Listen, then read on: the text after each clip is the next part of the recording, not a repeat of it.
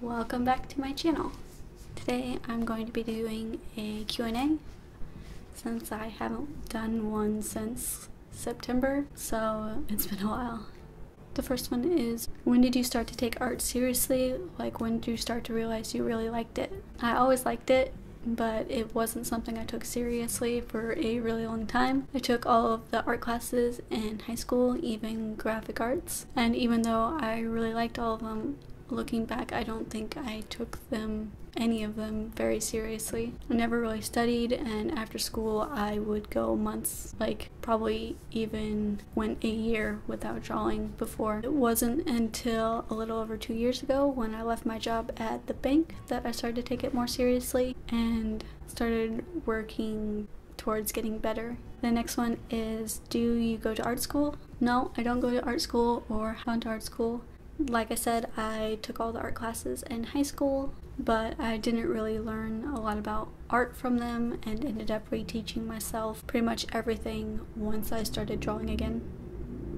The next one is, what inspires you? What keeps you motivated? And do you find it easy to be inspired? This probably won't be the answer you're looking for, but I'm rarely ever inspired, if ever. One of the big problems I had before I started taking art seriously was that I would wait to feel inspired before I drew anything, which meant I almost never made anything besides doodling. Not spending time on my work meant I never improved, and I stayed at the same skill level for years.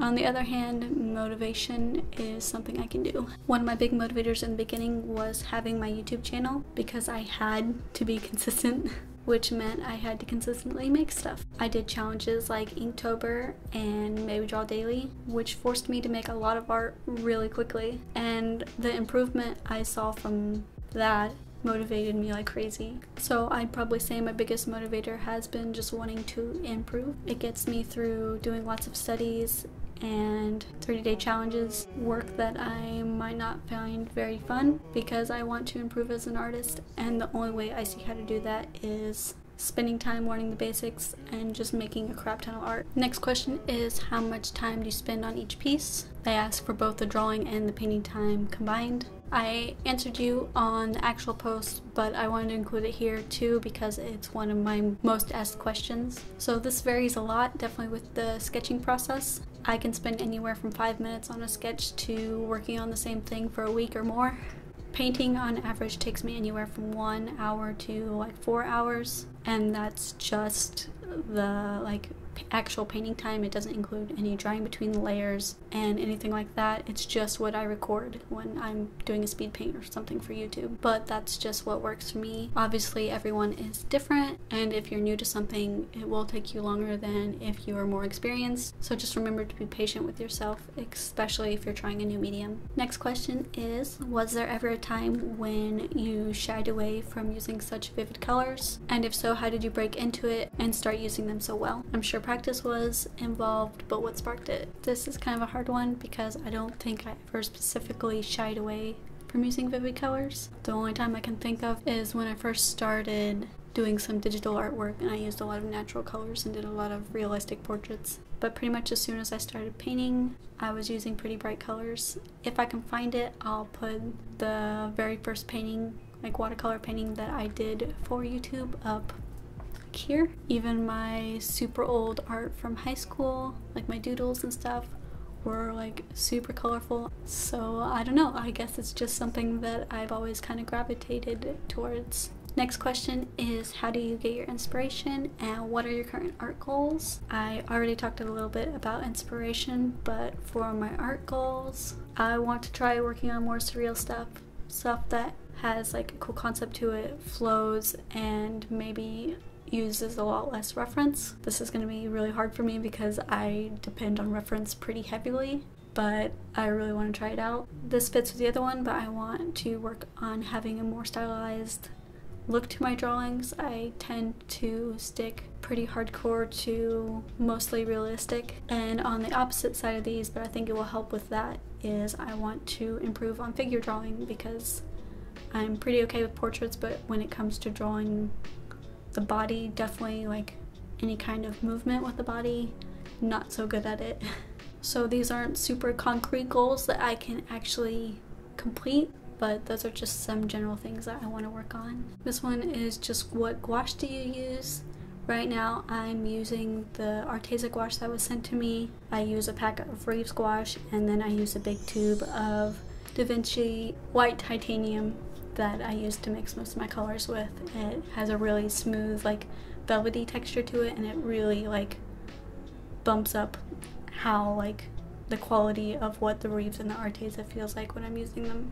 Somewhat off of that question, these people are asking about storing my gouache in the palettes. One of them is asking about the same palette I use, the other one is asking about the Arteza gouache. I think whether or not your gouache sticks in your palette has more to do with the actual gouache than it does the palette. Some people say that you can sand your palette a little bit to help the paint stick to it. Never tried that, but for the most part my palette works fine. I do have issues with the Arteza gouache cracking and falling out. Sometimes it's fine, sometimes I have loose paint chips everywhere and it's a mess. But for the most part I just end up leaving my palette open. Most of the time I just set it on a shelf or keep it on the side of my desk. I use it enough that I don't have to store it very often, so for the most part it just stays open and I don't have to deal with the paint moving around and whatnot. A few people on my last video suggested some binders that you can add to the paint that keeps the paint from drying out completely, therefore cracking and falling out.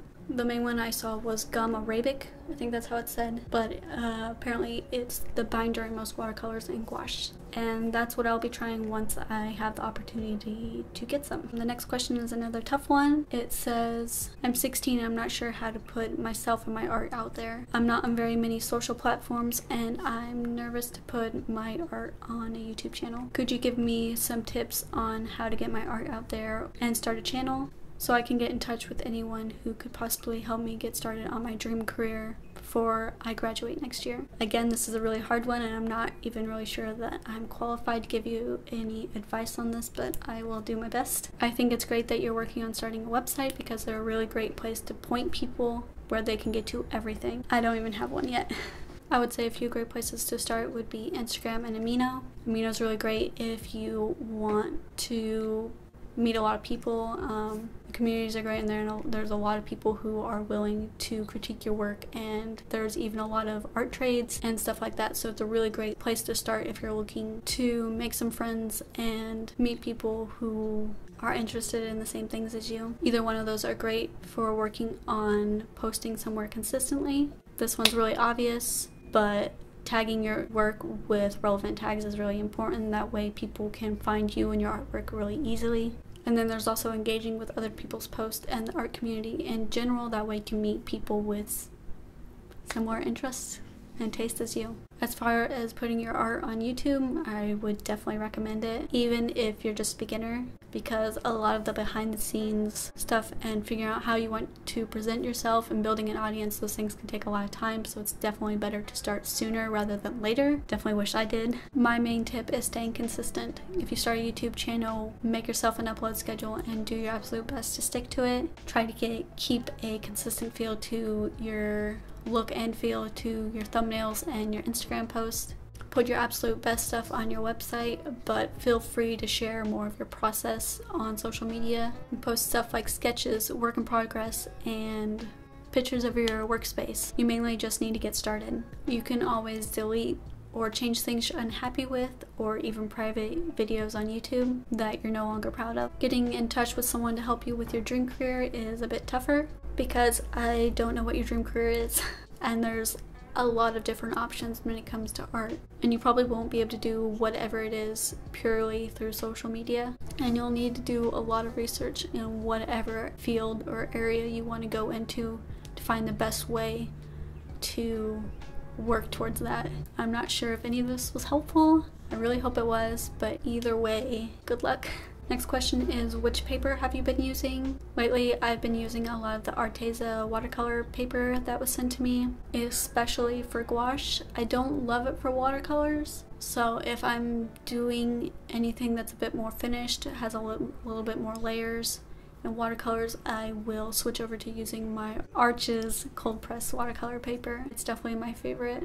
Another tough one for the last one. What made you decide that you're going to be an artist/illustrator? Was there a moment in particular that made you decide? Even though I started my Redbubble back in 2015, I didn't actually decide that this was really what I wanted to do until Inktober of 2016. Around that time I was following so many amazing artists making a living and making amazing art, and I was like, yes, this is what I want to do and I'm gonna do it. So I opened up my shop at the beginning of November. I continued with my YouTube videos and posting to Instagram, and immediately started doing a lot of research on growing my YouTube channel, running an online shop, how the postal service works, and like a lot of like marketing stuff and running a business. There's still so much that I don't know, and I'm still doing a lot of research and learning new ways to do my job better. But I'm so happy I started, and I'm happy that you guys are here with me. But that's the last one for today.